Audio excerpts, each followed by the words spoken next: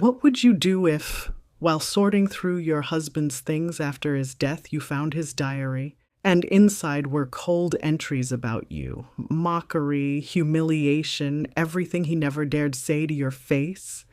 After the funeral, you open his diary. With every line, your eyes widen and your jaw tightens. Instead of confessions, insults. Instead of love, hiding places. And on the last pages, traces of a second life. At which line would your hands begin to tremble? Dear friends, your comments mean the world to us. Like this video and right where you are watching us from, we will be happy to send you our regards. Grief makes a house echo in new places. It finds corners you never noticed and sits there like a forgotten sweater, stubborn with someone else's shape.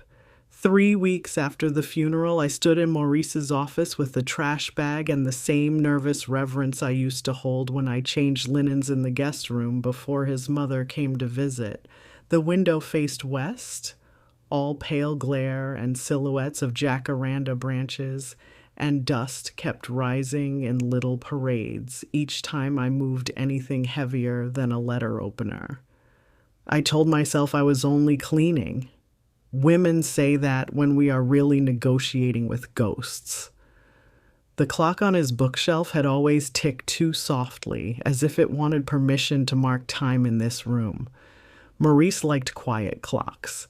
He said loud ones were for people unsure they were alive. Mine in the kitchen ticks like an honest heart. His here whispered like a secret.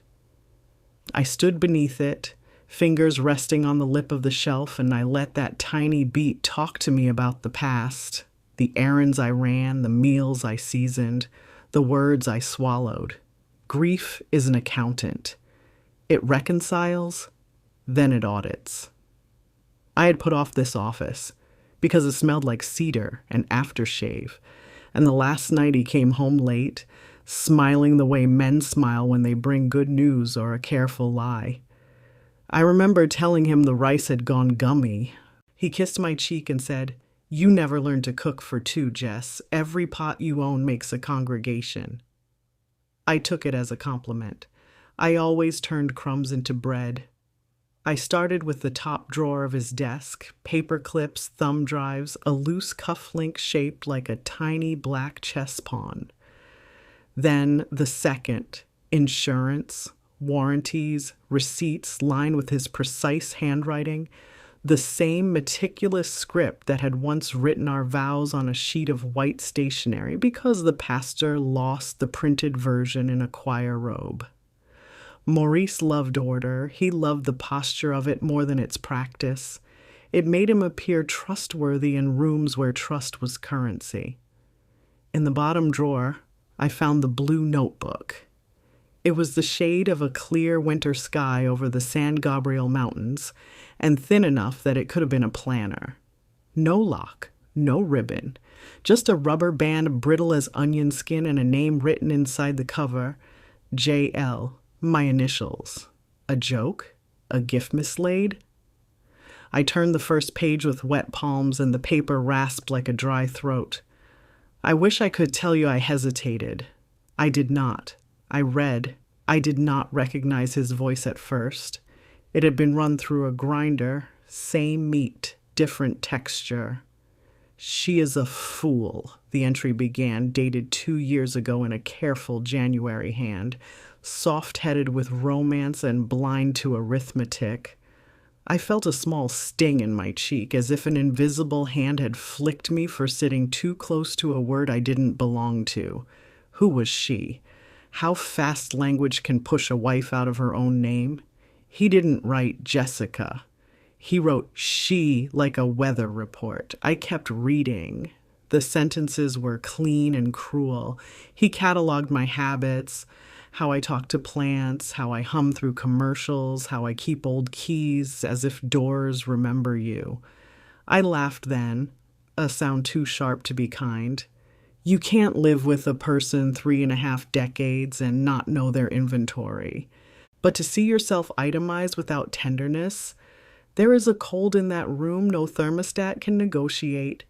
I closed the notebook, then opened it again like a mouth you can't stop checking for a broken tooth. More entries, months apart, each cutting a little closer to bone.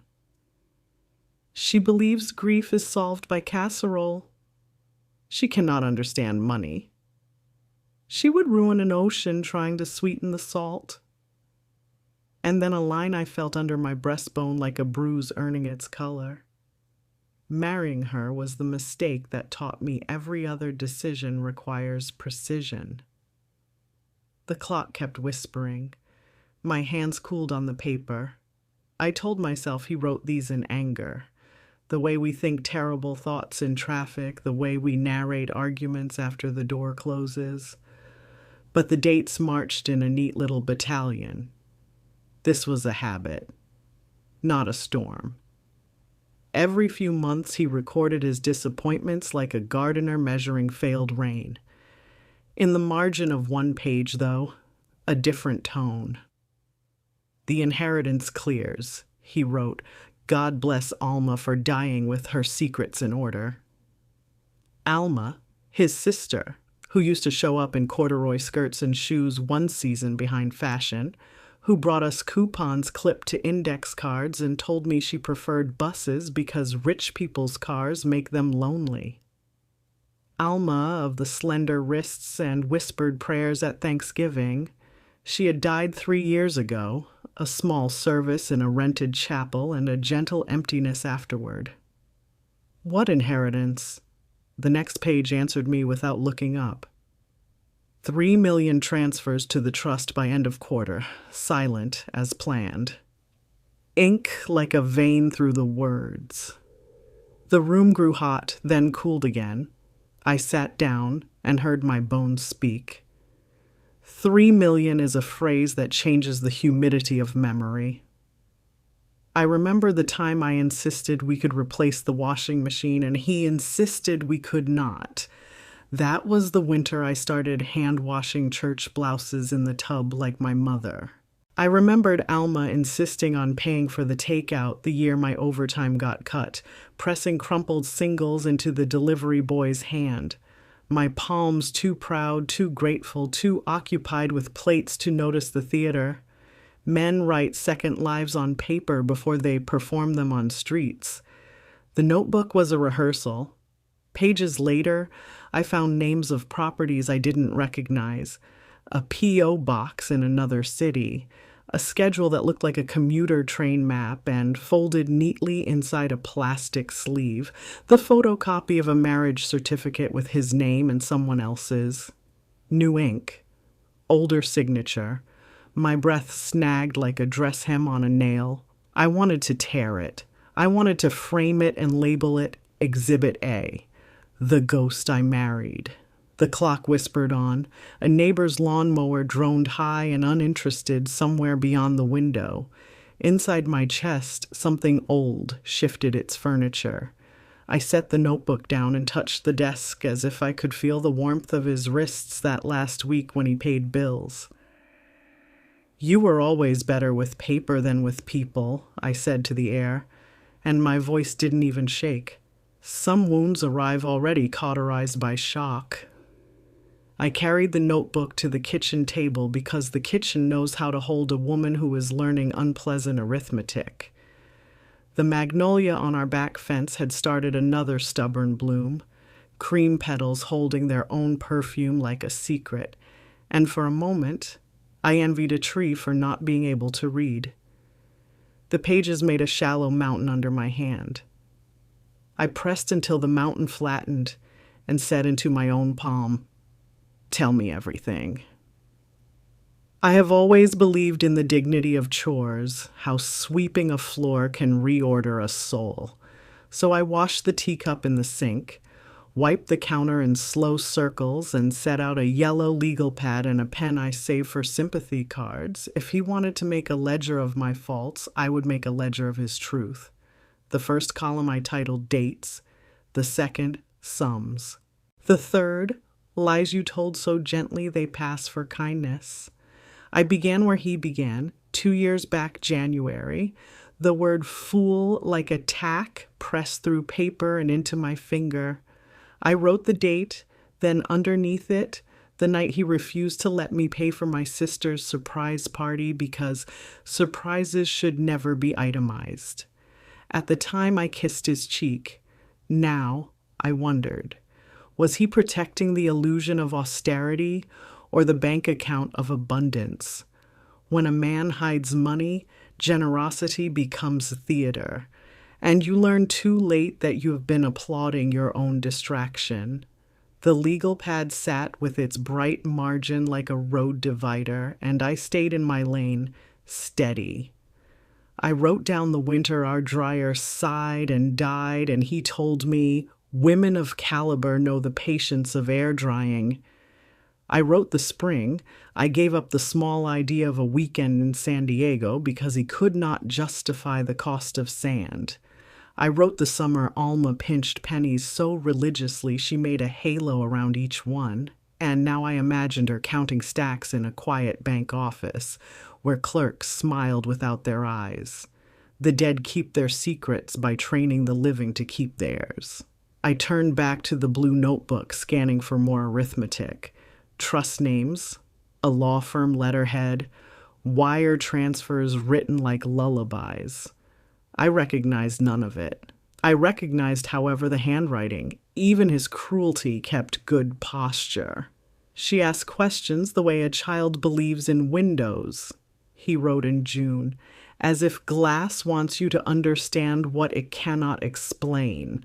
I laughed, bitter salt at the edge of my tongue. It is a talent to insult a woman and romanticize her in the same breath. Men call that poetry when they want applause and cowardice when they want silence. Then came the entry that turned my stomach to a fist. Wedding accomplished, efficient, quiet, necessary. She understands terms. No names on that page, just the date and the word wedding. A lowercase that insulted the institution more than me. Folded behind it, I found a card from a courthouse in Phoenix, a photocopy of a license that bore the shine of something run through a machine too many times. His signature tilted like a grin you can't trust. Her name, new to me, printed neat. Ariel Mays. I said it aloud. The room didn't flinch. My mouth did. Names have weight. This one felt like a coin I could not spend.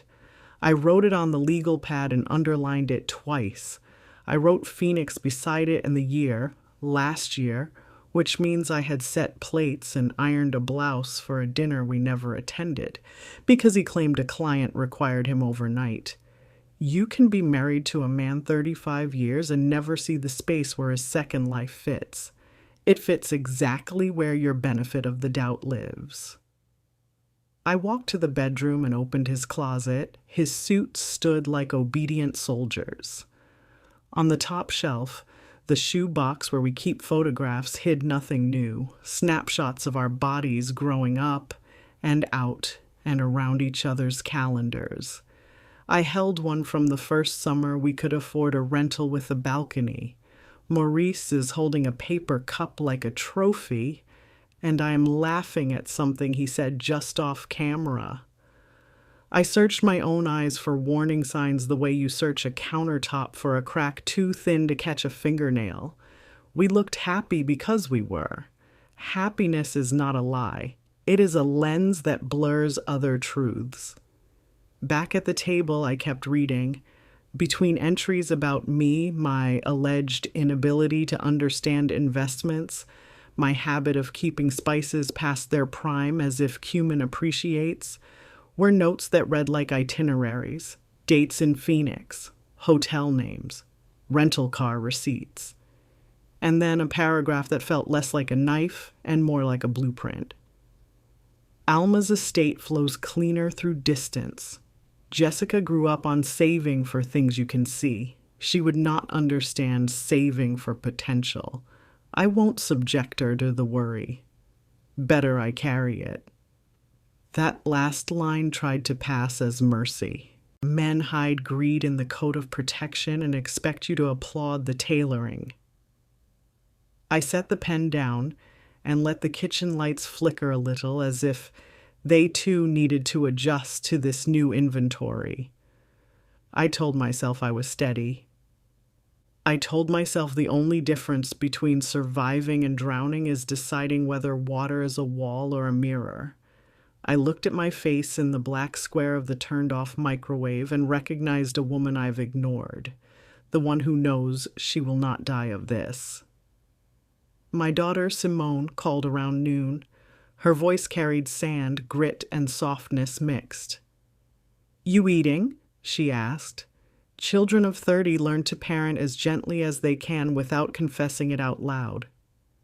"I'm reading," I said, and I will never forget how long the pause was between I'm and reading. She asked what, and I told her a story so edited it squeaked.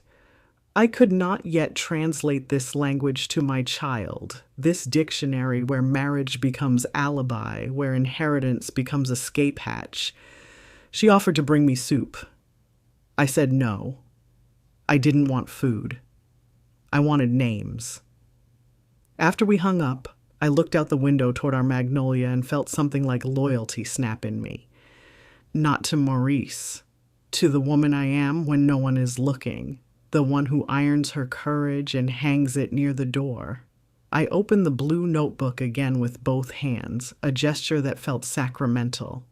Pages toward the back held an address scribbled in the margin in a hurry as if the pen could be traced later. Roosevelt and 5th, Unit 12B, Phoenix, and a phone number written in pencil that had smudged, as if someone's thumb had tried to erase it or keep it. My hand went for the phone before my mind decided to stop it. I dialed the number. It rang twice and changed its mind and went to a voicemail box that did not offer a name. I did not leave a message. You don't send your voice where you haven't decided to arrive. Instead, I wrote the number down and circled it. The circle looked like a door I might open. That evening, my son Malik came home reeking of basketball and sorrow. 17 holds more salt than the ocean, and he had been swimming in it since the funeral. He dropped his backpack by the couch, the way boys drop their armor in houses that used to be louder. "Coach says I'm not focused," he muttered, heading for the fridge. I told him focus is a luxury. I watched him drink milk straight from the carton the way his father used to, and something private and tender twisted under my ribs. The blue notebook sat open on the table like an extra place setting at a meal we hadn't invited. Malik noticed, frowned, and put the milk down. "You going through Dad's stuff?" His voice was not accusation. It was a sweater stretched too thin. "I am," I said. Honesty tastes like aspirin.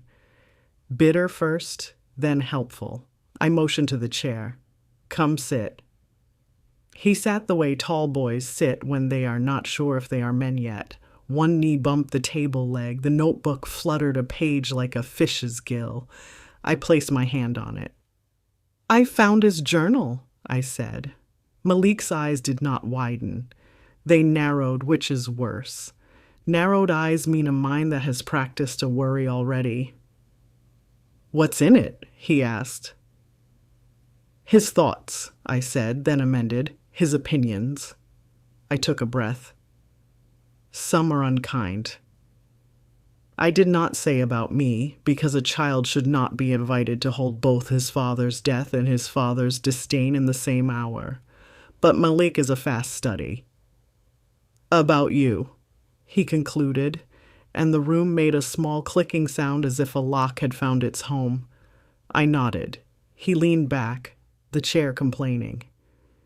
"He was hard sometimes," Malik said. "On me, too. On Simone. On himself."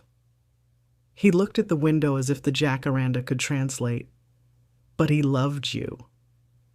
He said it the way people recite pledge lines they have memorized and trust more for their rhythm than their meaning. I touched my son's knuckles. People can love you and still write the kind of words that teach you to doubt your own dancing. The metaphor slipped out. More poetry than parenting, but he heard me. "You're gonna keep reading?" he asked. I nodded again. "Then promise you'll eat something." There it was, the same soft order Simone had tried to deliver. I smiled. "Bring me the bread and the good butter." After he went to shower, I pulled the notebook closer and turned to the last quarter of pages where the handwriting hurried like a man running late to his own confession.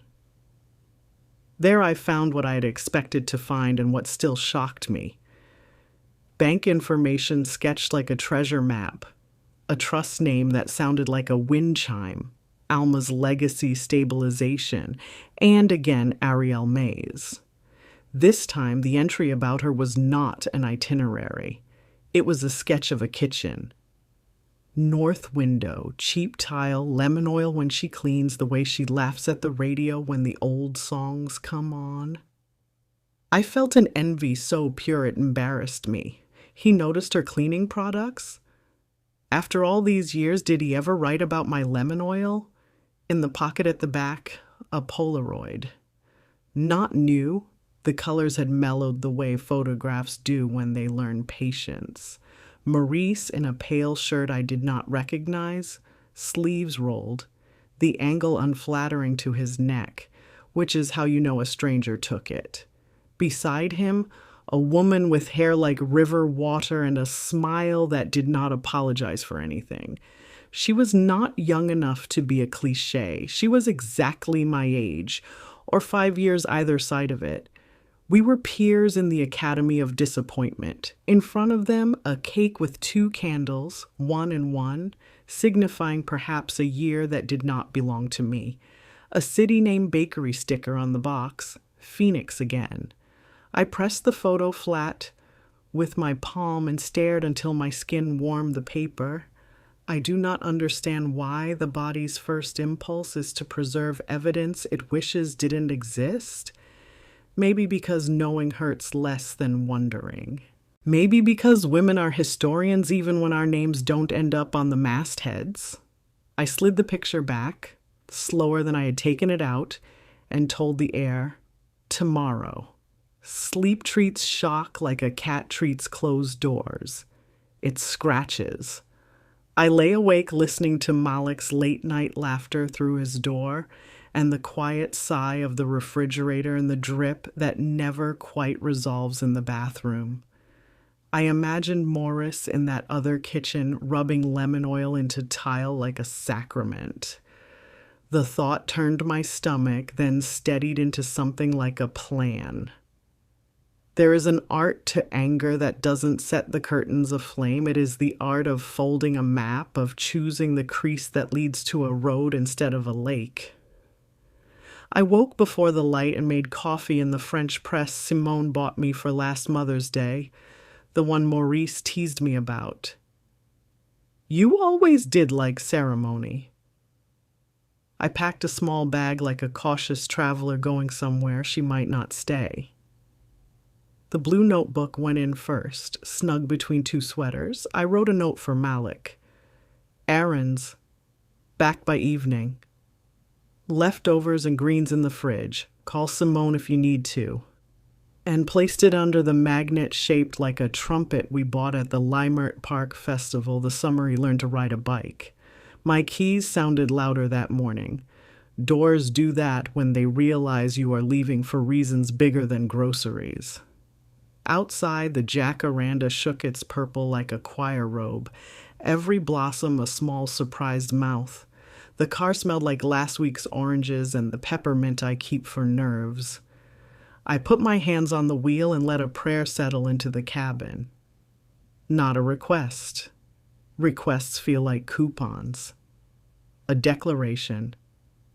I will know what is true and still remember what was good. I drove east until the freeway and then south for a time because old habits steer you home even when you're running away. When I finally turned toward the desert, the sky widened like a hand opening. The asphalt sang its low, tired song and I joined it. One more pilgrim learning there is no such thing as being ready to see your life from the other side of a locked door. There is only the turn of a key and the bone-deep decision to step through. The morning after I packed a bag to drive east, the city itself seemed to sit up in bed and watch me. Buses sighed at corners like old men. Sprinklers stuttered across lawns that didn't deserve that much water. In the kitchen, the magnolia leaned toward the window as if eavesdropping on my courage. I didn't turn the ignition yet. I poured another cup of coffee and sat down with the blue notebook because roads demand their own proof, and I needed more than an address and a smudged number to justify crossing a state line. Paper is my witness. Ink is the only friend that repeats itself word for word. I made myself read the entries I had skimmed the night before. There is a violence in rereading, but sometimes you choose which bruise to press so you can learn its border. She doesn't understand capital, Maurice had written, only coins. She thinks money is something you touch. I think in instruments. I put a finger on the line and felt the heat rise in my cheeks. I grew up making soup from things that didn't agree, stretching meals with prayer and patience, counting quarters into an envelope for the light bill and still finding strength to tip the choir director in gratitude. He'd always said he admired that. Admiration is the preface men write before they edit you out. Further down the page, Alma rehearsed the poverty well. Jessica believed. He had drawn a parenthesis at the end of the sentence and never closed it, as if even his punctuation found it impolite to finish a thought about my gullibility. The parentheses yawned open like a door that never learned to latch. I stared at it until the ink blurred.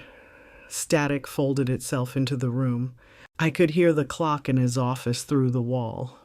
The quiet one, and I resented it for being so sure of every second while I sat here miscounting entire years. When Simone called to check on me, I let it go to voicemail. I didn't trust my voice not to turn the facts into a flood that would drown my child. She left a message about a work meeting, about bringing me groceries later, about how grief likes to bully mornings and you have to bully back with a walk. I saved it. A daughter's concern is a door with a working hinge.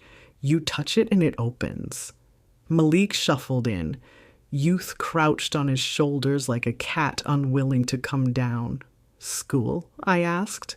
Half day, he lied with the tenderness of a boy who worries his mother is a glass he might drop. I can stay if you want. His eyes went to the notebook like a moth to a porch light. You should go, I said. Listen to someone else's clock for a while. He nodded, kissed my temple, and left his smell of soap and sneakers hanging in the doorway. After he left, I wrote his kiss down in the margin of the legal pad, a line of housekeeping only I would understand. Proof of continuance. I turned a page and found a list. Maurice loved lists. Required for transition, he'd titled it. Below were things I recognized. Renewed passport, safety deposit box, the address of the trust attorney, and one I didn't. Clean narrative. He outlined it like a shopping list. Later marriage to secure emotional stability, previous commitments framed as mentorship, widow's grief protected by silence. Widow. The word glared up at me from the center of a sentence he wrote while I was alive and cooking his favorite stew. It was not prophecy. It was purchase. I stood. Because sitting made me feel complicit. The kitchen seemed smaller, like a stage after the audience has gone home and you smell the sweat in the curtains. I reheated yesterday's greens and ate them standing, each bite swallowing a small storm. Then I washed the bowl because chores are stitches in fabric that wants to tear. When I returned to the notebook, I found 3 pressed receipts from airlines I'd never flown and a boarding pass stub with his name and a date that overlapped with the weekend he'd promised to help Malik practice free throws in the driveway. A laugh escaped me. Not kind, not hysterical, something ironical the body invents when it runs out of categories. Free throws, I said aloud to the empty room. Free indeed. The next entry startled me by its softness. Ariel says the afternoon light in Phoenix explains the scripture. Things look forgiven. I read her name 3 times and felt the room tilt. Forgiven by light. I have heard weaker sermons, and some of them were mine. I could see her, though I did not know her face yet. A woman with hands that know grocery bags and wrists that remember bracelets from a better year. I felt petty enough to hate her and honest enough to know she hadn't written my husband's vows or signed my checks. The last page held the final offense, a sketch of a room. He had drawn it with a mechanical pencil, neat lines framing a window, a little vase like a question mark, a stove too close to a sink. 12B, he'd written in the corner like a student expected to turn this in for a grade. I closed the notebook and pressed it to my chest. The way prayer books feel in the hands of people who memorize letters with their palms. I said nothing aloud this time. Silence is a language my house has learned. I wiped my eyes with a dish towel, took my car keys again, then set them back down. The desert could wait 1 more hour. I opened the hall closet and pulled down the safe box where our passports lived. The envelopes inside still wore their bank smell.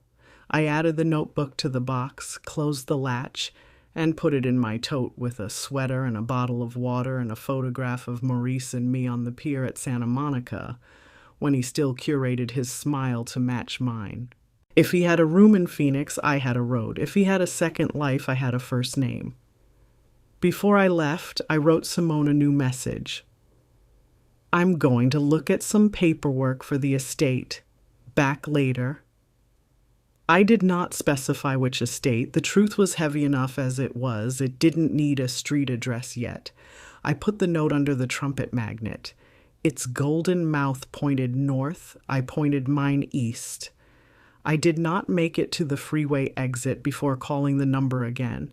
The phone rang exactly 4 times and let me go. Mercy is sometimes a machine that refuses to pick up. I drove in the polite rage of a woman who knows the speed limit and ignores it by a hair.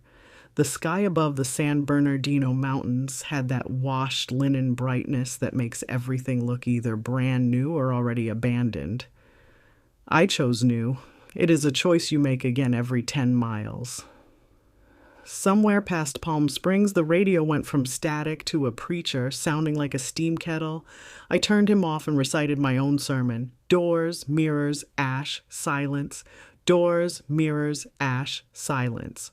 Door, the address in Phoenix. Mirror, the notebook, reflecting Ursula, who keeps old keys and songs. Ash, whatever is left of a marriage once paper is done telling the truth. Silence. The rest of the sentence I would not finish until I stood in front of another woman's threshold. At a rest stop, I phoned the number written beneath the trust attorney's letterhead. A receptionist answered with the professional consolation of someone who uses a headset for a living. Griffith and Keene, she sang. I identified myself as the widow of Maurice Lattimore and asked if there were any disclosures I needed to sign. We represent the trust, not individuals, she said, but we can schedule a statement. The word trust did a small trick in my chest. How language builds a house for something that doesn't deserve it. I scheduled, took down an address on Wilshire, and told her I would be in touch next week. The desert flattened and unrolled like ribbon as I hung up, and I realized I had just promised next week a version of myself I had not met yet. The Phoenix skyline rose in the windshield mid-afternoon like a row of teeth in a giant smile. Everything looked bleached and combustible. I followed the map in my head to Roosevelt and Fifth, turned into a neighborhood that had decided gentrification could chew but not swallow it. Murals shouted in colors that made the sun envious. A coffee shop promised beans as ethical as confession. I found 12B in a stucco building that tried to look older than it was. The courtyard smelled like citrus and the memory of water. I stood in the shade and listened for the sound of Maurice as if a man could echo. I did not knock. I am old enough to know doors deserve ceremony. I read the names on the mailboxes. A. Mays was typed on a label that had been replaced once. The edges showed ghost letters underneath. I copied the mailbox keyhole with my eyes as if memorizing it could teach me its lesson. Small openings. Many locks. I walked to the corner store and bought a bottle of water I didn't drink. Back under the bougainvillea, I called the number. This time it picked up. Hello? Her voice was lower than mine, cautious velvet, the way a piano sounds when someone touches it after a funeral. Ariel, I asked, though the question had already answered itself in my throat. Yes. Then silence. We were two women holding the same rope from opposite ends, feeling each other's weight. My name is Jessica, I said. The full name felt like I'd finally written it on the board in a classroom where I had sat anonymous all semester. The word was swallowed me for a second. I am Maurice Lattimore's wife. Metal shivered in the line. Maybe it was a truck passing. Maybe it was her breath rearranging furniture.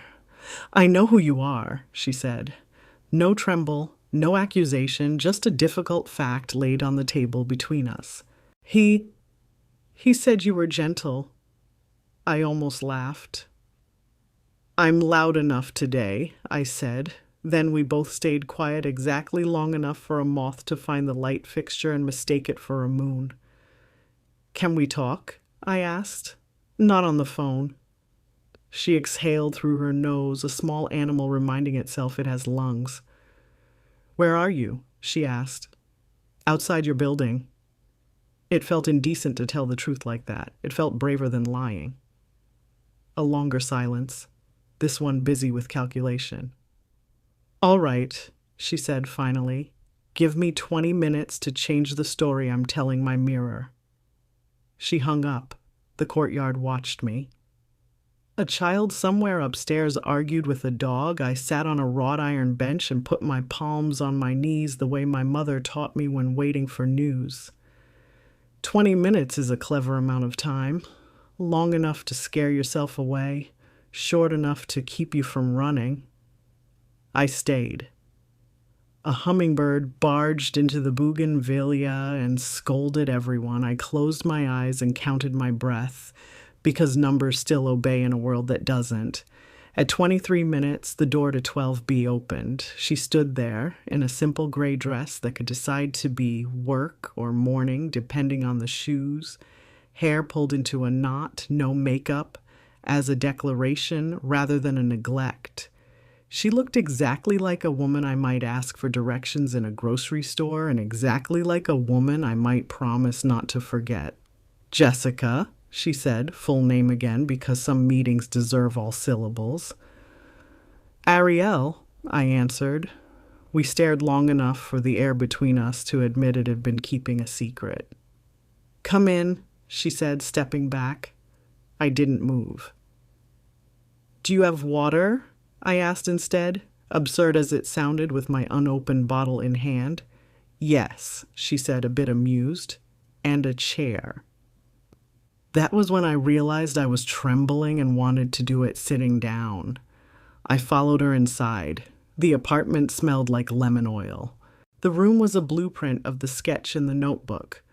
North window, cheap tile, the little vase like a question mark. She handed me a glass. Our fingers didn't touch. Touch can be a door. Today, we chose windows.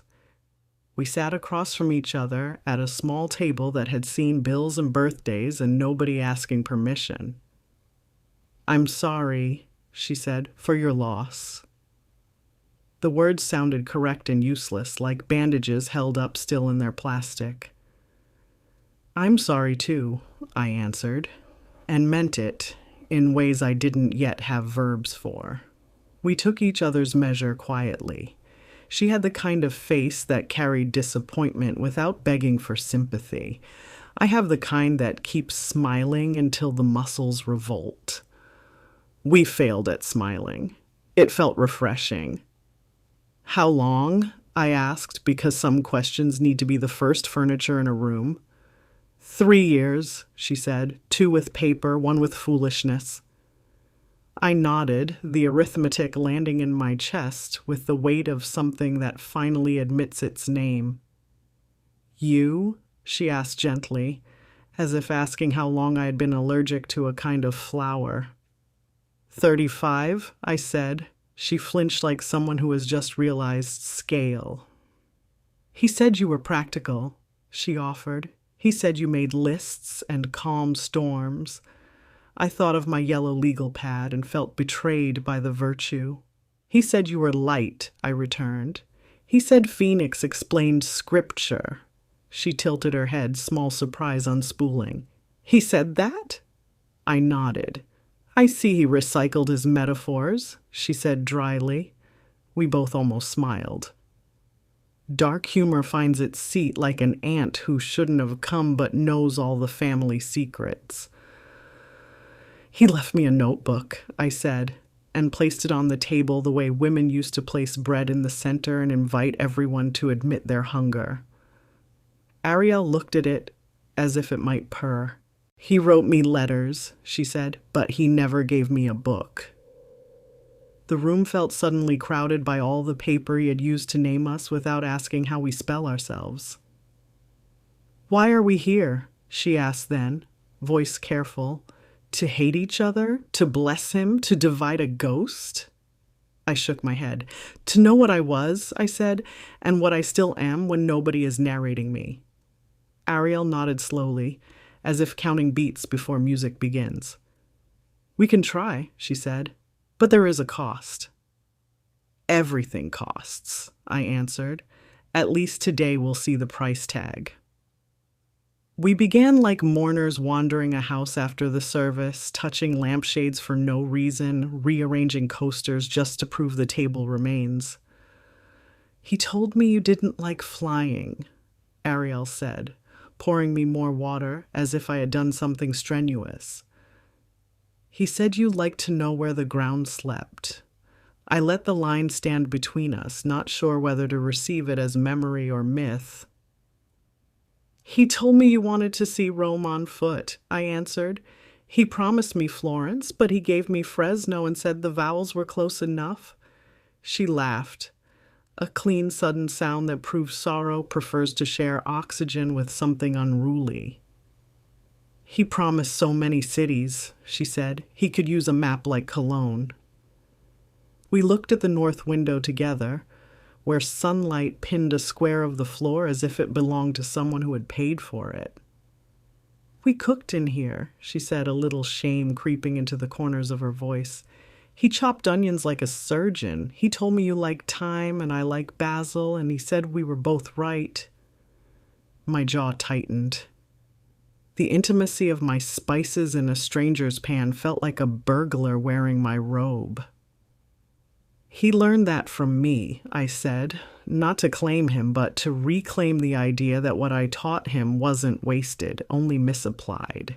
We took turns naming the furniture, the table from a Craigslist saint, the secondhand lamp that made night manageable, the picture frame empty because they hadn't decided which lie to print. On the counter sat a dainty blue bowl with almonds, and something in me relaxed. The small economy of a woman trying to feed her body good decisions. He was funny, she offered carefully, testing the floor for soft spots. He could be. I allowed it because denying his humor felt like lying about weather. He was cruel on paper, I added, tapping the notebook. He was kind in practice until the kindness needed interest. She took that in, nodded. He kept me secret like a verse he didn't want the choir to sing, she said. Sometimes secrecy felt like velvet. She grimaced, ashamed at her own simile. Sometimes it felt like a locked trunk at the foot of the bed that you pretend is a chair. The locked trunk lined up with my symbols and knocked on the door. He kept me public like a church announcement, I confessed. Sometimes that attention felt like belonging. Sometimes it felt like inventory.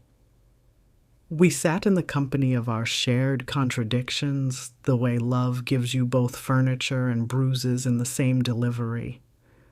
I opened the notebook to the drawing of this very room. Ariel leaned close, and for a moment our shoulders nearly touched before changing their minds. He drew the vase, she whispered, almost pleased by the accuracy of the insult. He said it looked like punctuation. We looked at the vase, small and blue, the kind genre magazines call an accent. He used that metaphor on me, I said. He said I was grammar to his brilliance. The silence that followed was not polite. It had teeth.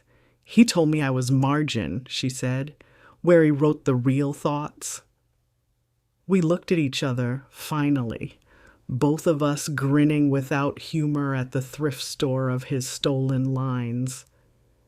I asked about the money because you cannot carry a stone all day and expect your hands not to ache. She stiffened, then unspooled the truth carefully, like fishing line you don't want to knot. Alma had been wealthier than rumor. Investments under the modest skirts of church lady thrift, apartments that coughed rent, discreetly in other people's bank accounts.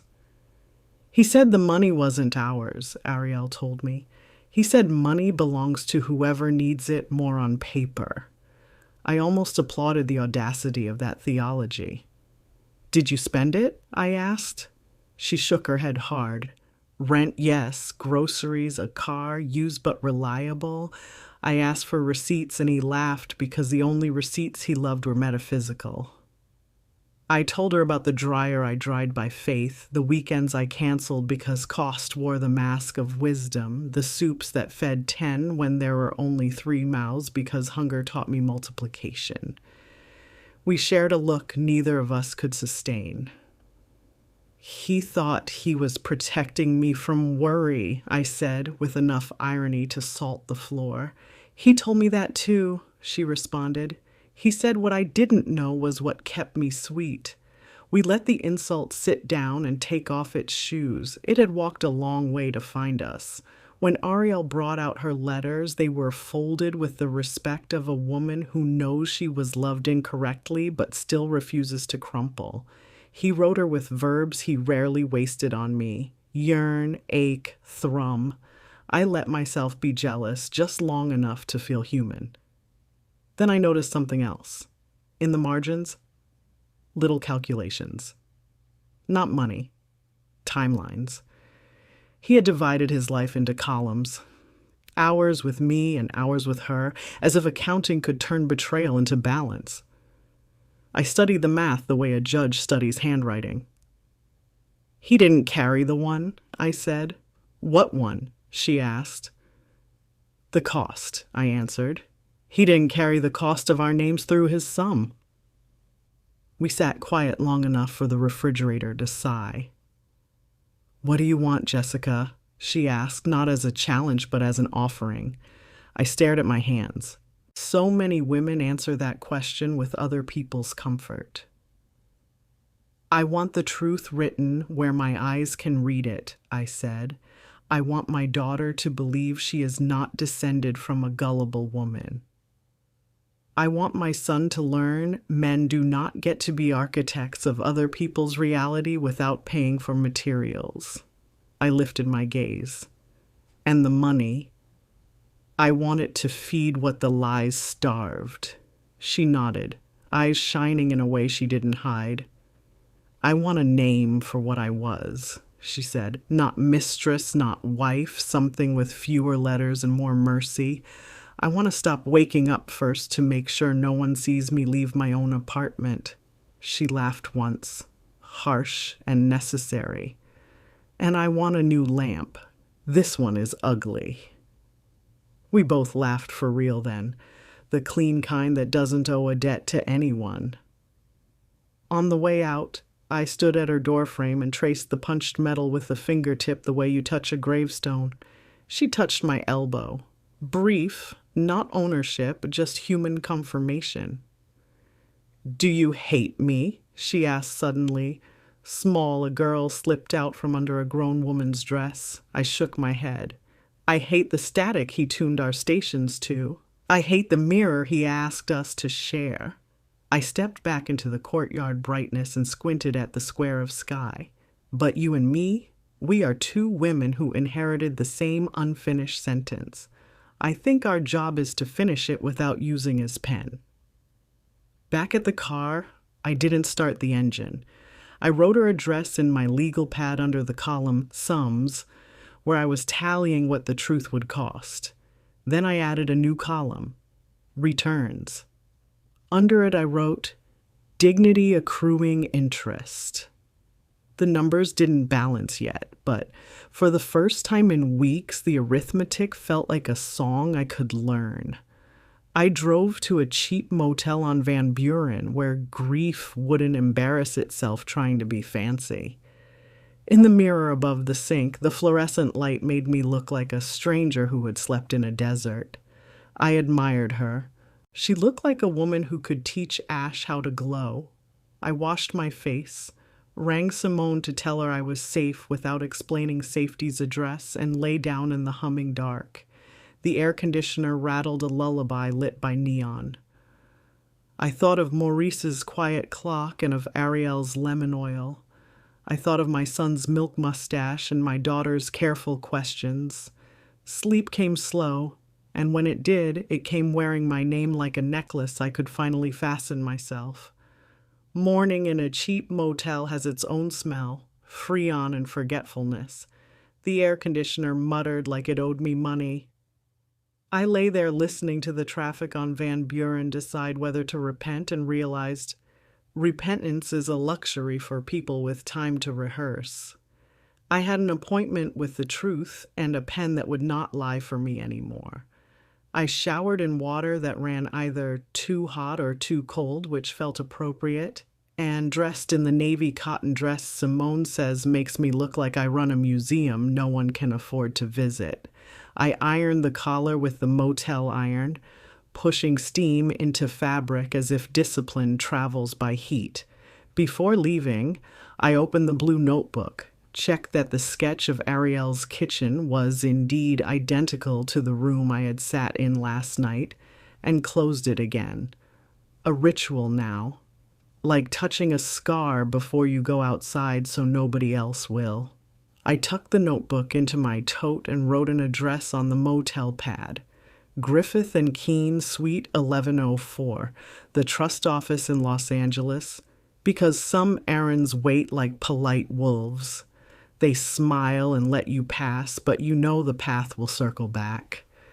Ariel had texted late. I'll be at St. Gabriel's at noon. I volunteer in the thrift room. Come if you want quiet. The message was concise, like a woman who has learned small words, save more than breath. I typed back, noon, thank you. I did not add a heart. We were not there. Phoenix noon is a magnifying glass held by a bored giant. Saint. Gabriel's sat on a block of shade that pretended to belong to the church and really belonged to the trees.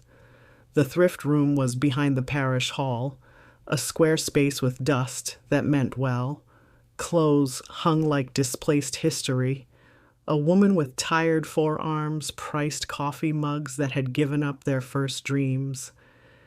Ariel waved from a corner stacked with books. She wore jeans and a plain white t-shirt and looked like an apology refusing to grovel. I come here Tuesdays and Thursdays, she said, glancing at the door, as if expecting Sin to need a receipt. It keeps my hands honest. I could use a shift, I answered, and she smiled in a way that made me like the room better. We didn't pretend gossip would make us sisters. We folded sweaters, we sorted paperbacks into categories that disobeyed themselves. Self-help, beside theology, beside murder mysteries with cheerful fonts. A radio in the ceiling played an old soul station that meant to comfort and sometimes succeeded. When the other volunteer drifted to the front, Ariel said softer, I found something after you left. An envelope I'd forgotten under the file box. She reached into her tote and handed me a long envelope with my husband's careful letters marching across it. Lease renewal. Unit 12B.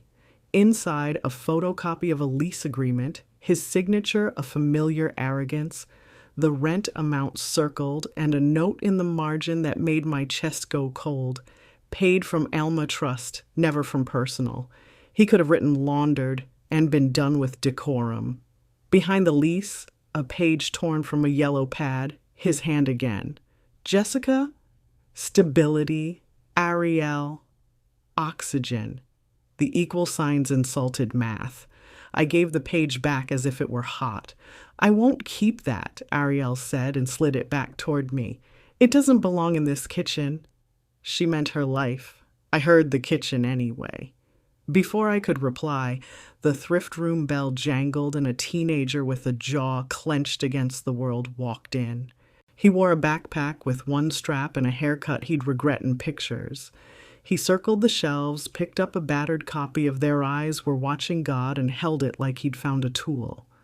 $2, Ariel said, and then, noticing the boy's shoulders, one if you promise to read the whole thing.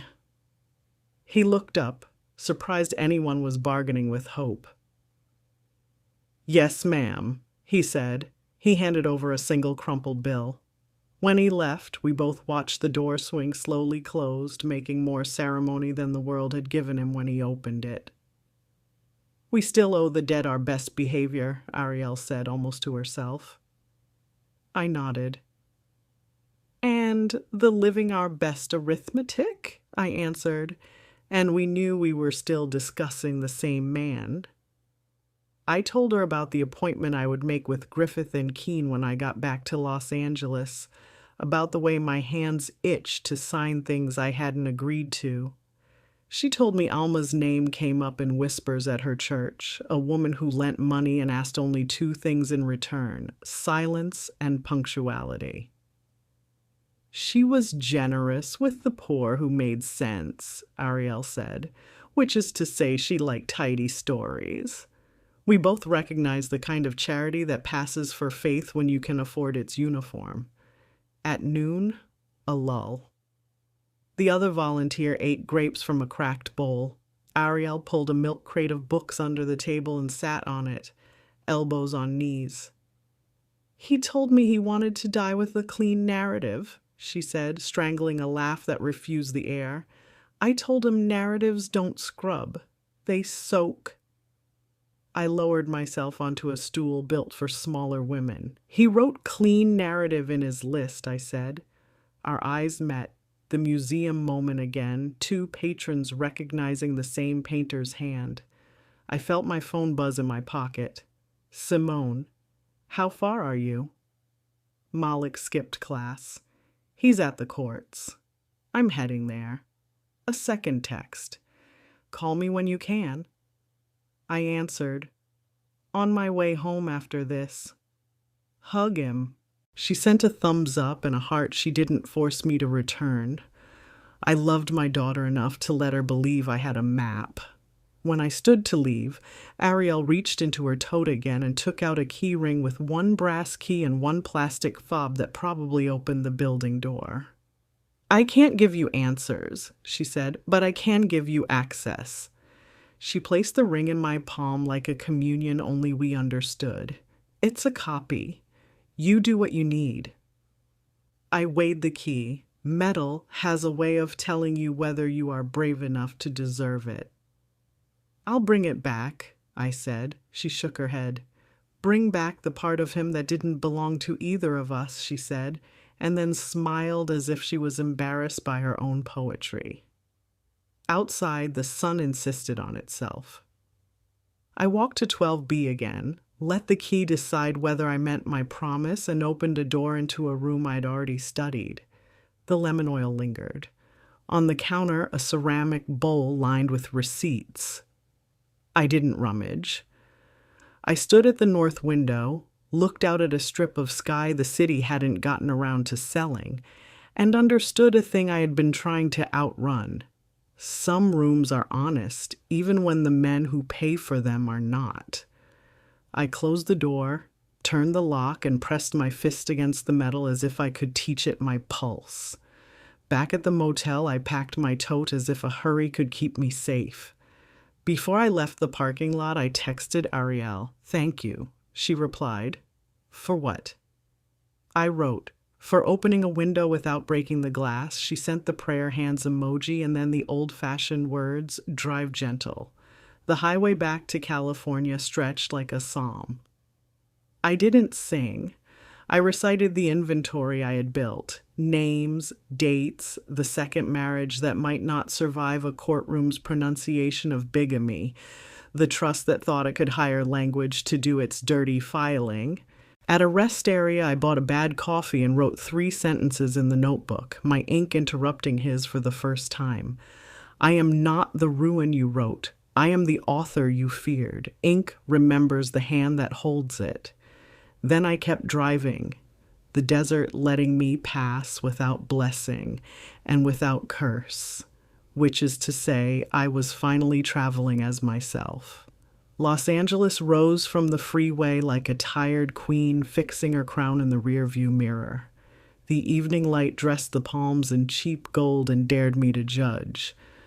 I pulled into our driveway to find Simone's car and Malik's bicycle sprawled across the lawn like punctuation that couldn't decide whether to end a sentence. The front door stood open to a house that smelled like my daughter's simmering collards and the apology of a boy who sweats honesty only in motion. "Mom," Simone called, appearing with a wooden spoon that dripped green. She took one look at my face and put the spoon down. "We're eating at the table, no TV." Her tone was the middle ground between daughter and general. Malik drifted in slower, head tilted like a dog listening for thunder. He hugged me with his whole arms this time, an upgrade from the shoulder he'd offered before. "You good?" he asked. "I'm true," I said. "Sometimes that's better." We ate with the strange politeness of a family learning a new alphabet. Simone had brought a strawberry pie that tasted like the year Malik was 9 and everything was strawberries and scraped knees. She waited until the plates held crumbs and kindness. "Where were you?" she asked. No accusation, just a mother asking her mother to stop carrying mystery alone. "In Phoenix," I said, and watched Malik's eyebrows climb a translation they did not finish. I took a breath that felt like it might pack a suitcase. "I met someone." I said the name. Ariel Mays sat down at our table with an empty chair and a glass of water no one poured. Simone swallowed once like the word had edges. "Dad's?" I nodded. The silence that followed did not run out of air. It learned to breathe differently. Malik kicked the table leg and apologized to the table. "I read his journal," I said. "He wrote things about me none of you will read. They're mine to translate." Simone's eyes flashed. A daughter's fire at a man who thought paper was a weapon that wouldn't backfire. "But the facts," I continued, "belong to all of us. Alma left him money. He hid it. He used it to build another life." Malik stared at his hands as if they had just been accused. Simone put hers on the table, palms up, a gesture that meant I will hold what I can. I placed one hand over hers and one over Malik's fist. We sat like that for a count that might have been scripture if anyone had written it down. Finally, Malik asked the question fathers teach sons to choke on. "Was he bad?" The word wobbled. I shook my head, then nodded, then let my face earn its hours. "He was complicated," I said, which is a lazy way of saying he built rooms and never installed doors between them. Simone closed her eyes, a practice she learned in yoga and disappointment. "What do we do?" she asked. Action is my daughter's love language. "First," I said, "we see a lawyer, not the trusts, ours." I mentioned Griffith and Keene because you keep your enemies on the page where you can annotate them. Second, we decide who gets to read which chapters. I'll tell you what you need. You trust me with the rest. Simone nodded duty before understanding her favorite trick. Malik looked relieved to be given homework. I poured sweet tea into 3 mismatched glasses because grief doesn't care about a set. After dinner, Simone washed dishes with the righteous intensity of a woman scrubbing a rumor off her family. Malik, towel in hand, asked if he could see the notebook. I told him not tonight. He looked like he wanted to argue, then remembered the new language. Okay, he said, voice lower. But promise you won't let it tell you who you are?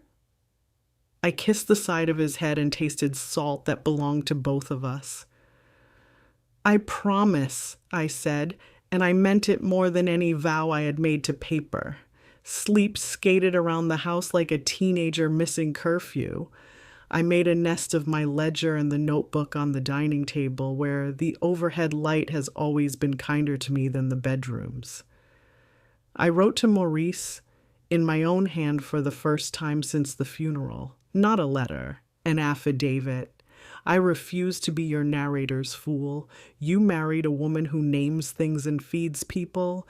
You made me a character and then punished me for not rehearsing your lines. I stopped, because anger is a pond you can drown in while thinking you're washing your face. In the morning, I ironed my navy dress again and went to see a lawyer whose last name sounded like a bell you ring on purpose. The office sat in a building that pretended to be older than it was. A Los Angeles pastime. Miss Bellamy had hair like discipline and spectacles that refused your nonsense. She listened while I laid out names, dates, the second ceremony in Phoenix, the trust that called itself stabilizing. I placed the notebook on her desk as if it were a patient. She did not touch it yet. First, she said, the money. If Alma's trust was established with conditions, we fight conditions with their own language. If the money moved through accounts legally but deceitfully, we still have recourse if the deceit harmed the marriage. She said harmed like a doctor naming a bruise without poking it. Second, the second marriage. If he was still married to you at the time, that paper is paper pretending to be law. We don't insult the other woman, we insult the form. I liked her immediately. She asked to keep the notebook overnight. I allowed copies, not custody. Paper loves a chain of command. We scheduled another meeting for Friday. Be prepared for the trust to behave like a church with a broken door, she warned. They'll call secrecy sacrosanct. On my way out, the receptionist handed me a folder embossed with the firm's name. I slipped my legal pad inside, the way a child slides homework under a teacher's gaze, both nervous and proud. Outside, the magnolia heat of afternoon slapped me awake. I called Simone.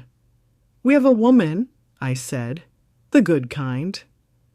Simone exhaled relief and promised dinner from the Senegalese place where the thiboudien tastes like the first time you forgive. Malik texted 3 basketballs and a heart. Good enough. Back home, the mail waited with its usual arrogance.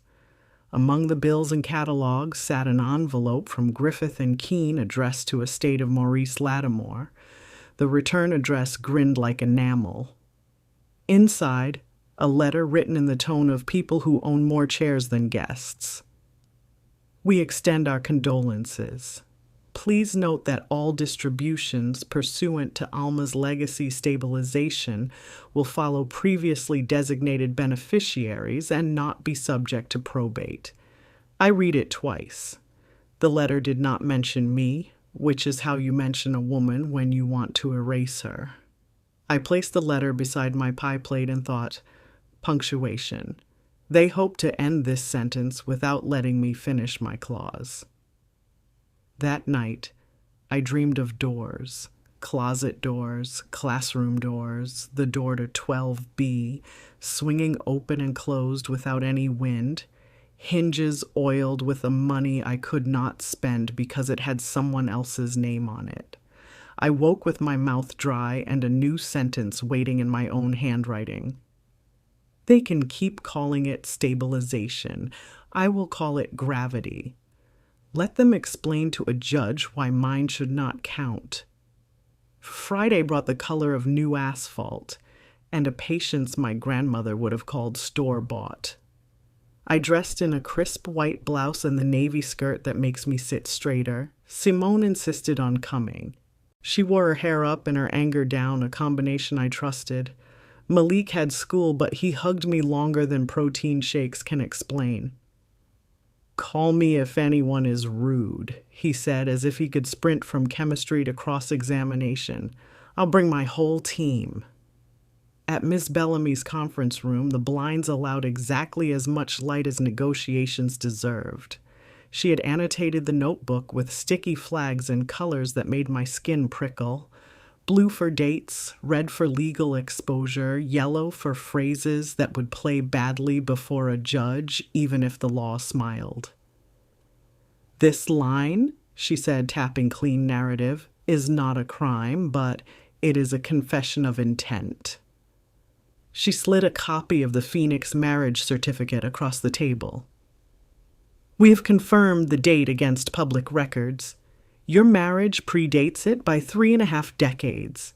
California recognizes your union. Arizona does not recognize bigamy. That paper is a costume," she breathed, then gave me the page that changed the room's oxygen. It was a bank document, obtained through request for information she had lodged as a courtesy and a warning. The trust had paid for Unit 12B, yes, but it had also paid for a life insurance policy naming Ariel Mays as a contingency beneficiary for a portion of distributions upon spousal distress. Ms. Bellamy kept her tone neutral. "This language is sloppy," she said, "but dangerous. It was meant to move money quickly and quietly if you challenge the distributions. In essence, if the widow became inconvenient, the trust wished to pay silence forward." My hands felt like mistakes. "So, the money?" She lifted her palm to slow me. "No, not inevitable. The trust cannot legally define you as distressed simply for wanting your due, but it tells us intent and gives us leverage. We can request an injunction to freeze any such contingency until a court examines the marriage facts and the harm. We can also ask the court to consider the second ceremony as evidence of calculated deception, economic and emotional." "And Ariel?" I heard my voice tilt. "What does this make her?" Miss Bellamy looked at the ceiling briefly the way attorneys pray. "A recipient of promise, not of law. She becomes a witness, perhaps an ally if she so chooses. Her interests diverge from the trust's if she values truth over speed." I pictured Ariel arranging sweaters between theology and murder mysteries, her hands refusing to shake, her eyes doing arithmetic I could respect. "She will choose truth," I said, surprising myself by trusting another woman's backbone over papers. We signed the first volley of forms. Petition to freeze distributions. Notice to the trust. Request for declaratory relief recognizing the prior marriage, and a polite letter that read like sweet tea laced with aspirin. "We will also prepare a statement for your children," Ms. Bellamy said unexpectedly. I frowned. "For their jobs," she clarified, anticipating my mother hackles. "People are cruel when families are on the docket. We get ahead of story." I wanted to hug her for thinking of their payroll before her billable hours. On our way out, we stepped into an elevator already occupied by a man with a jaw that believed in itself. He wore cologne that arrived 5 seconds before him. He nodded at Miss Bellamy with the familiarity of chess opponents. "Counselor," he said, "Bellamy." She nodded back. He glanced at me, at the folder under my arm, at my daughter's jaw's resemblance to mine, and smiled like a man who manufactures ceilings. "Ms. Lattimore," he said, as if tasting the syllables for weakness. Miss Bellamy's eyebrows asked how he knew my name. "Griffith and Keene," he said, answering both questions. "Please accept our condolences and our reassurance. The trust will honor all proper boundaries." The word proper curdled. I looked him in the eye and let my age do the talking. "Boundaries?" I said. "Like the kind men draw around their mistakes and then call them maps?" He chuckled, a sound that didn't ask permission. The elevator released us. "See you in court," Ms. Bellamy said, as though she had just confirmed dinner with a cousin she didn't like much but would feed anyway. Outside, Simone squeezed my hand hard enough to count. "I don't like him," she said. "You won't have to," I answered. At home, Malik had taped a paper to the fridge, family rules. While mom fights. 1. Eat breakfast even if you're mad at bread. 2. No yelling songs at each other. 3. Hug before bed even if it's a side hug. 4. Ask mom before reading the blue notebook. I added a 5th rule. Tell the truth slower than your anger.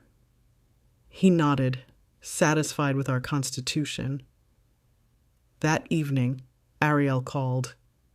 Her voice carried the weight of someone who had just carried a box that wasn't hers. "A man came by my building," she said, "suit. He asked me to sign a statement that I never considered myself married." She laughed without humor. "As if considering is the crime." I closed my eyes and saw Cologne entering elevators.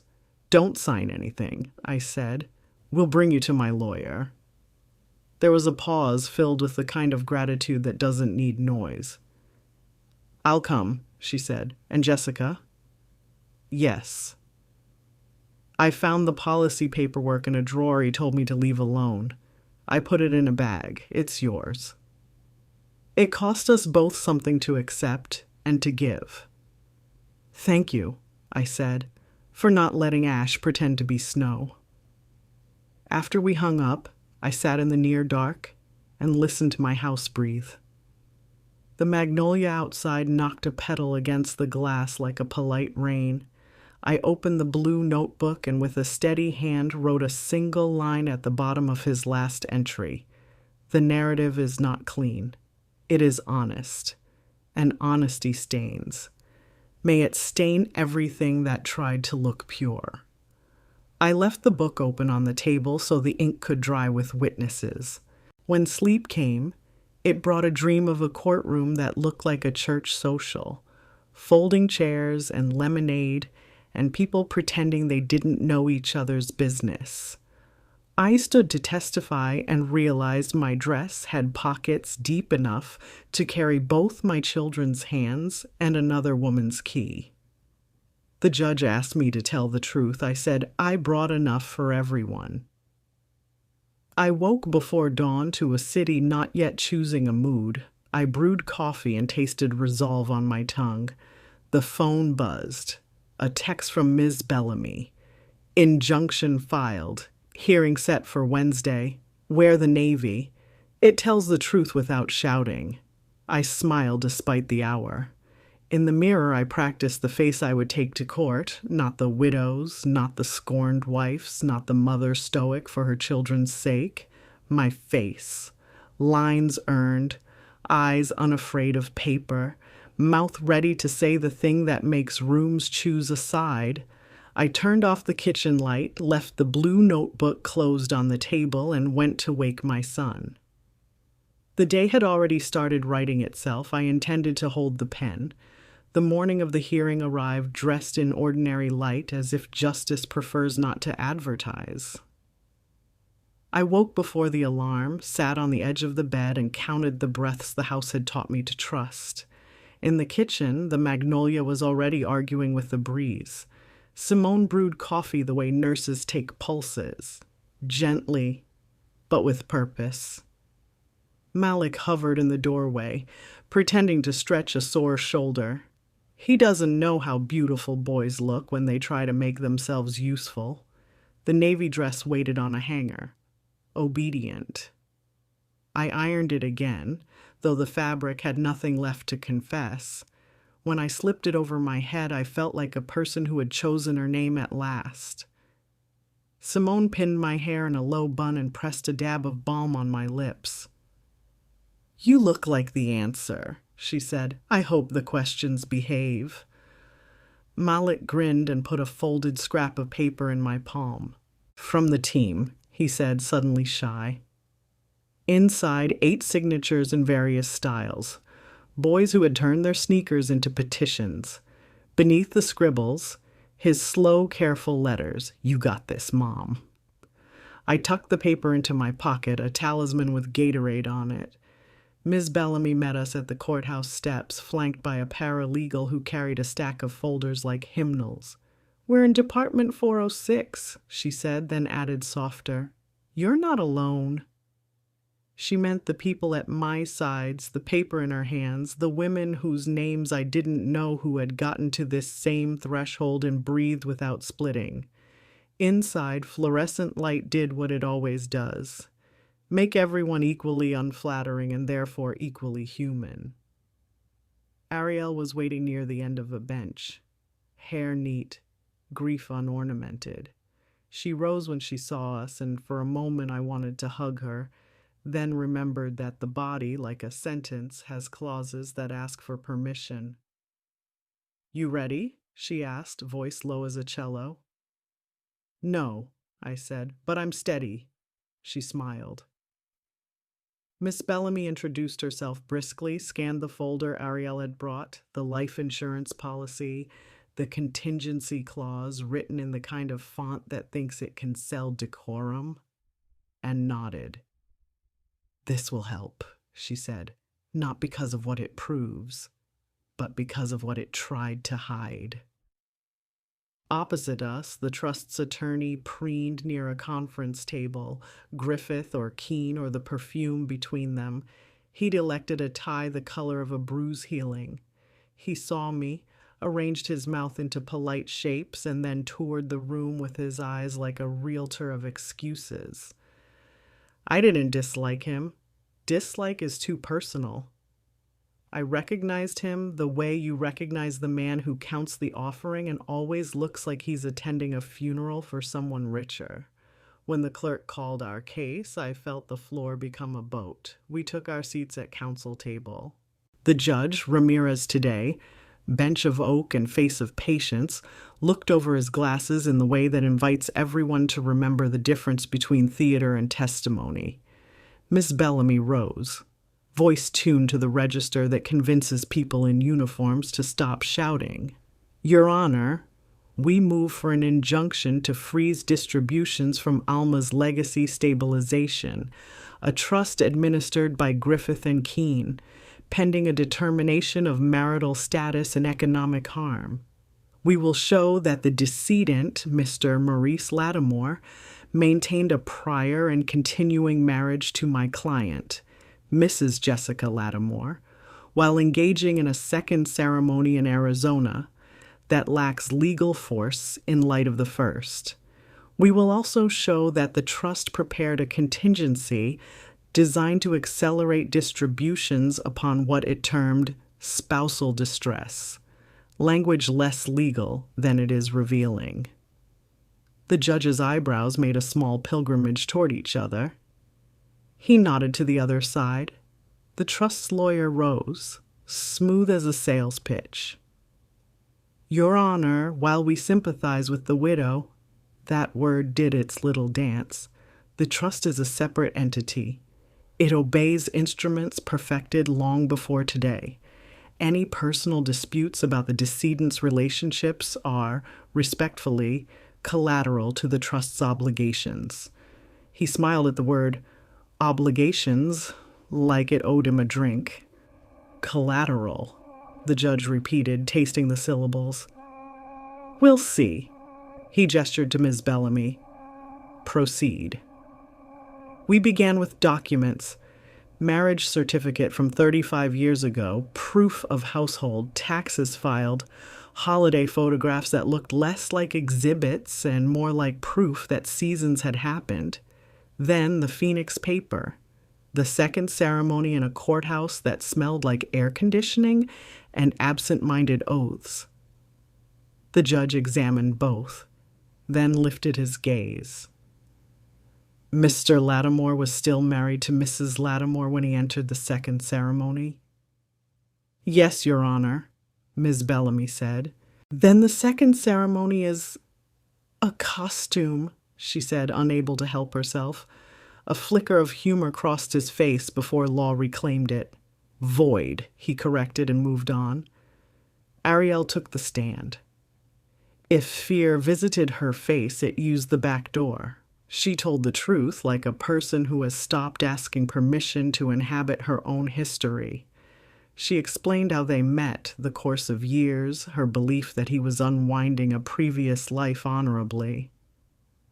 He said he was moving carefully, she said, hands folded.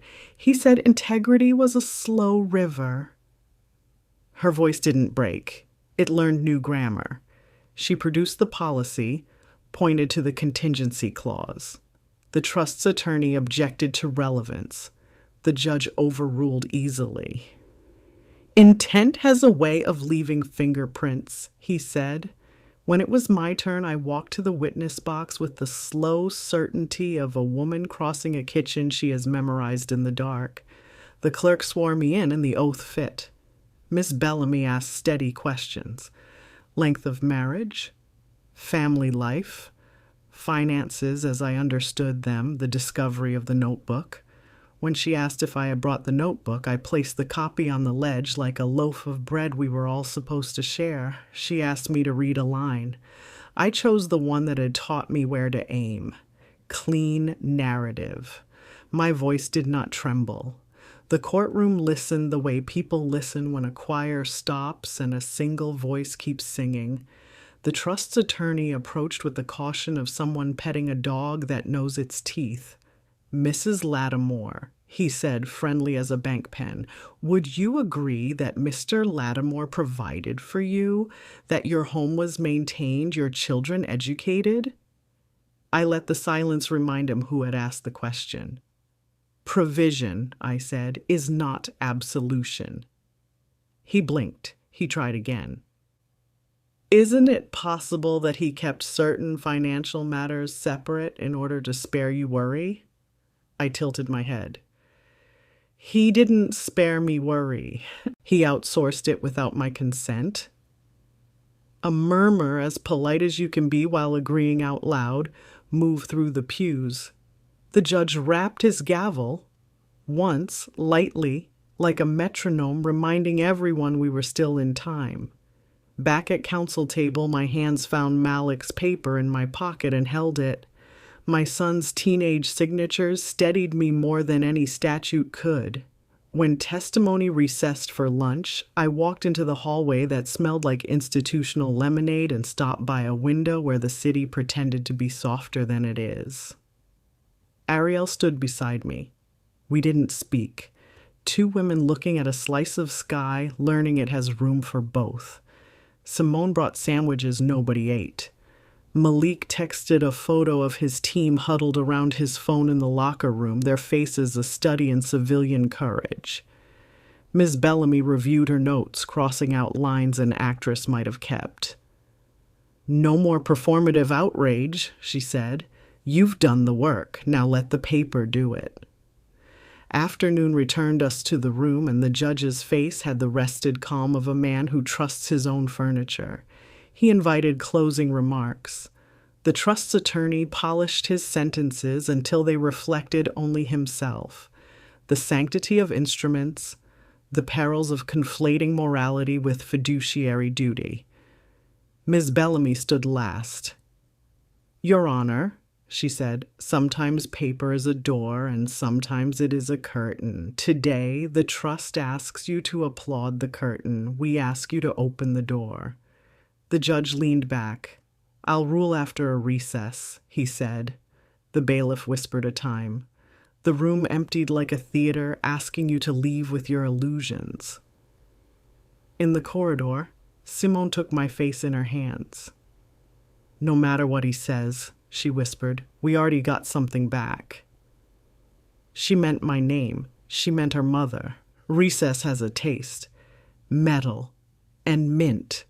The flavor of holding your breath and trying to sweeten it so it won't embarrass you when you exhale. I stood with my back to a column and prayed without verbs.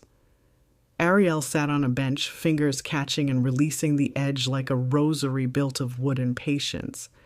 Miss Bellamy paced in a small square, her heels telling the tile it was not the boss of them. The trust's attorney laughed at something on his phone. Laughter does not always belong to joy. Sometimes it belongs to inventory. The bailiff's voice returned us to the pews. The judge took his seat, slid reading glasses down his nose, and summoned the tone of a man who has seen every kind of inventory already. "On the petition for injunction," he began, "the court finds as follows." Time coiled like a rope around my ribs. The prior marriage between Mrs. Jessica Lattimore and the decedent is recognized and controlling. The Arizona ceremony entered into during the continuation of that marriage is void. Any trust instruments designed to accelerate or redirect distributions upon the event of spousal distress, he looked up to let the phrase disrespect itself, raise sufficient concerns as to intent to warrant equitable relief. He paused. Let the sentence breathe. Accordingly, pending a full accounting, distributions shall be frozen, and the trust shall produce records sufficient to determine whether the decedent diverted marital assets and whether the trust acted in ways that harmed the marital estate. The words did not erupt into applause. They landed heavy and clean like rain that knows the name of the land it falls on. I closed my eyes and felt something uncoil. Simone's hand found mine under the table. Ariel's shoulders sloped in a way relief teaches them. The trust's attorney did not flinch. He wrote something down with a pen that had never met a grocery list. Further, the judge said, the court recognizes the unusual position of Ms. Ariel Mays. While the second ceremony is void, Ms. Mays acted under representations made by the decedent. The court will not weaponize her grief. She is invited but not compelled to assist in the accounting. He looked directly at her, and for a second the bench became a decent neighbor. Ariel nodded once, the kind of nod that plants a seed instead of merely agreeing. There was still the matter of the notebook. Miss Bellamy requested that its contents be entered under seal, that we keep my humiliation from becoming anyone's entertainment. The judge agreed without flourish. "Paper is a poor voyeur," he said. "We'll let it keep its eyes to itself." He set a status conference date, scribbled something only his clerk would translate, and struck the gavel. The sound was less a bang than a punctuation mark, the end of a paragraph that had gone on too long. We filed out the way people do who are pretending they haven't aged in the last hour. In the hallway, Ariel exhaled so hard forgiveness might have heard her from the 10th floor. "Coffee?" she asked. Miss Bellamy shook her head and reached for her calendar. Simone squeezed us both into a hug whose geometry should be studied. "You were both," she began, then gave up words and settled for a smile that would have bought groceries in a friendlier economy. Outside on the steps, Los Angeles performed its usual chaos. A man preached about rain to a crowd of pigeons. A child dragged a balloon regretfully skyward. The trust's attorney descended near us and paused, as if hoping to deliver a line that could change his billing rate. "Mrs. Lattimore," he said, "the court seeks clarity, as do we. Perhaps an accommodation can be reached." Miss Bellamy stepped forward, calm as a closing hymn. "Produce the full accounting," she said. "Then we can discuss accommodation. For now, be accommodated by the injunction." He smiled like a photograph in a magazine you can't afford, nodded, and drifted toward a car that believed in itself. I watched him go and felt no particular heat of triumph. Relief is not victory. It is a chair offered to a tired person and nothing more. Still, I sat in it for a minute, palms on my knees the way my mother sat after making cornbread for a funeral, bone-tired and useful to the living. Ariel touched my elbow, feather-light. "There's one more thing," she said, lowering her voice. Before the judge came back in, I remembered a folder. He kept it high above the fridge. I couldn't reach it without a stool. I didn't want to keep standing on furniture to stay married. She half smiled at her own gallows humor, then cleared her throat. "It's the correspondence with the trust. He wrote them about how to keep you away from the numbers without making you suspicious. He calls it narrative management." I brought it. She handed me the folder. My fingers registered the weight like a slice of a wooden door torn free and given new orders. "Come by the house," I said. "Tonight if you like. We'll scan it. We'll make copies. We'll own the ink." She studied my face and nodded. "We'll own the ink?" she repeated like an oath. Back home, Malik met us on the porch with a lemonade so sweet it apologized for everything. He hooted when he saw my face. "You won," he announced. Simone corrected him automatically. "We didn't lose," she said, and the phrasing satisfied me. In the dining room, we set up a battlefield of paper. Ms. Bellamy came by after office hours with a portable scanner that looked like an instrument for mapping constellations. We fed it the folder, the policy, the letters, the copy of the notebook entries we were willing to uncage. Each beep felt like a minor chord resolving. We took a break when the sun gave up and the kitchen became a stage waiting for a play. I cooked shrimp and grits heavy with garlic, and the four of us ate like people who had regrets, but not tonight. Ariel sat at the far end of the table, back straight, mouth relaxed. When she complimented the spice, I accepted it like a treaty. Malik told a story about his coach and the mythical whistle that could turn boys into wolves. Simone rolled her eyes at both of them and took seconds of grits. For a moment in the sloppy mercy of supper, we were not two women who had loved the same man. We were two women who understood salt. After dishes, Ariel and I stood at the sink. "He would have hated the two of us washing together," she said. "He wanted the rooms separate." "He forgot women invented doors," I answered. We looked at each other and laughed with the softness that didn't require a refund. Before she left, Ariel placed the key to 12B on the table. "I don't need this anymore," she said. "What do you want to do with the room?" I pictured the north window, the cheap tile, the lemon oil that had mistaken itself for liturgy. "I'll go once more," I said, "to close the window without breaking the glass." When the house was quiet and the scanner asleep, I opened the notebook again. I turned to the first page where the word "fool" sat like a stain that had resented every attempt at soap. I touched the edge and did not flinch. People believe closure is an act. Sometimes it is a posture, head high, shoulders down, pen ready. I did not cross the word out. I wrote beneath it, "I am not the ruin in your story. I am the author of mine." Days after the ruling, paperwork multiplied like cousins after a cookout, everywhere and loud. The trust produced ledgers with the reluctance of a man paying alimony. Ms. Bellamy and her paralegal translated columns into weather we could predict. The insurance policy died a quiet death under the judge's injunction. Its contingency grieved like a canceled flight. The accounting revealed what Miss Bellamy had anticipated.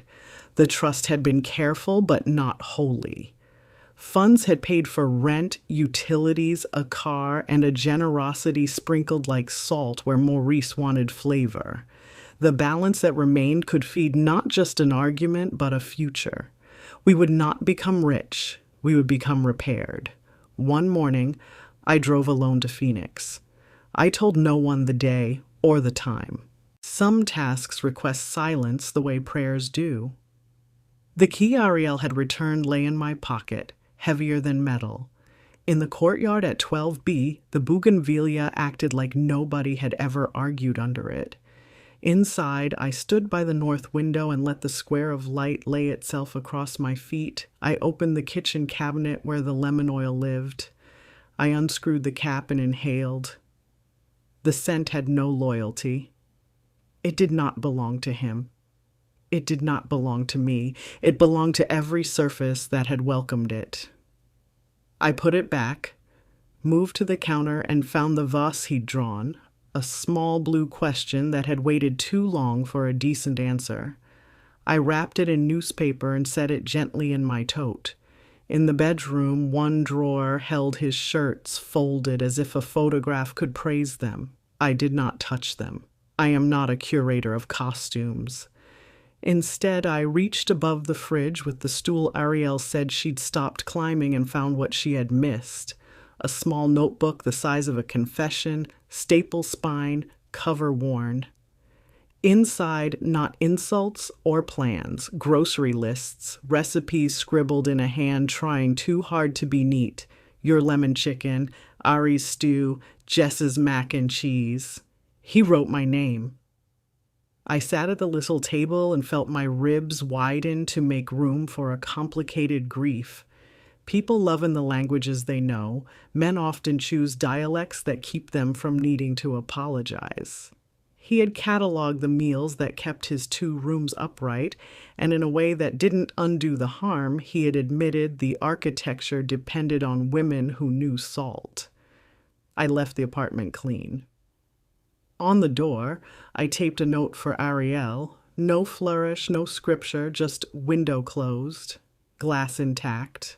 On the drive home, I practiced what I would say to Simone and Malik when I gave them a version of the grocery notebook, that our family had been fed by deception and by devotion, and that one did not cancel the other, that forgiveness is not a door you fling wide, but a window you crack until the room learns how to breathe. At the next status conference, the judge approved a settlement framework that did not taste like victory, but did not taste like defeat. The trust would return a portion of the funds to the marital estate, pay fees. An institution that respects instruments should respect invoices, Ms. Bellamy said, and acknowledge in writing the harm from policies intended to encourage silence. The acknowledgement mattered. Ink, apologizing to ink. We celebrated with shrimp po' boys at a picnic table outside a shop where the bread always cracks with the right music. Ariel joined us. Malik argued about sports with Simone and lost gracefully. Miss Bellamy allowed herself one laugh that reached her eyes. We toasted with sweet tea to a list we could finally read aloud, to owned ink, to honest ledgers, to doors with hinges that squeak because somebody uses them. And still, there were nights when the house remembered he had lived in it. I would hear a soft thud, only the fridge settling, and think a man had set down his briefcase. I would smell aftershave at the back of a memory and have to remind myself that ghosts are rude with their timing. On those nights, I lit a match in a saucer and fed the flame a copy of 1 page at a time, not to destroy evidence. We had scanned everything but to turn certain words into ash and teach them the humility of falling. Ash looks like snow when you want it to. I did not allow that illusion. I took the cooled remains to the magnolia and gave the tree what had tried to starve us. Roots remember all kinds of rain. Months turned themselves like bed linens. Simone began facilitating a support circle for women who discovered their lives had footnotes they didn't write. Malik graduated, his tassel hitting his jaw when he laughed, and I cried without shame that some beauties are still permitted. Ariel took a job at St. Gabriel's full-time, managing the thrift with the authority of a woman who knows what is worth saving. Sometimes we spoke twice a week, sometimes not for a month. When we did, our voices sounded like two people tuning the same piano from different rooms. I took some of the settlement, after tithes to justice in the form of Ms. Bellamy's invoices, and opened a small fund at the community center in Leimert Park. The Ink and Light Fund grants for women over 50 starting over. No essays required, just a conversation at a table where nobody calls you a fool. The name made me smile because it sounded like a bookstore and behaved like a door.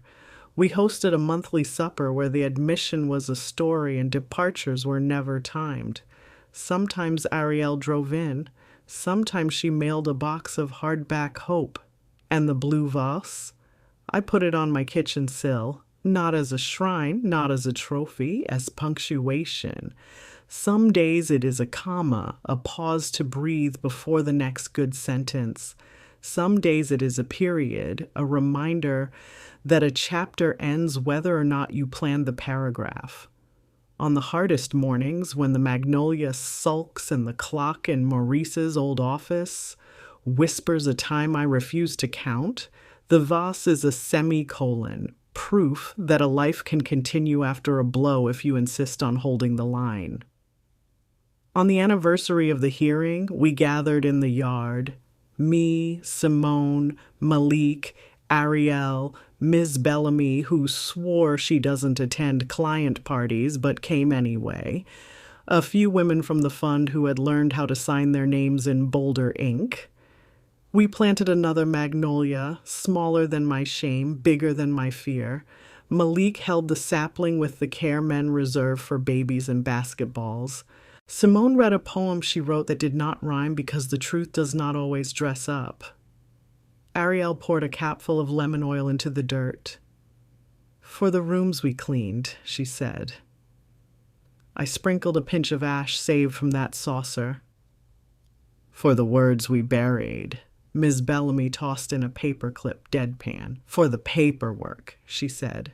We laughed, grief and joy harmonizing like cousins who finally learned where to stand. That night, after dishes and hugs and the holy clatter of folding chairs, I sat alone at the table with the blue notebook. I ran my hand over the cover. Time had not forgiven it. Neither had I. I tied it with twine and slid it into the drawer with the tax returns, not to forget, but to archive. Above it, I placed my own notebook, leather red, cheap enough not to behave. On the first page, I wrote in large, ordinary letters, Jessica Lattimore, author. Beneath it, smaller. Ink remembers the hand that holds it. I closed the book and felt my mouth soften into a smile that belonged to no one else. People ask me sometimes what I learned. As if learning tidies anything, I tell them that money is loud until you need it to apologize. That love is not a ledger, but it leaves entries.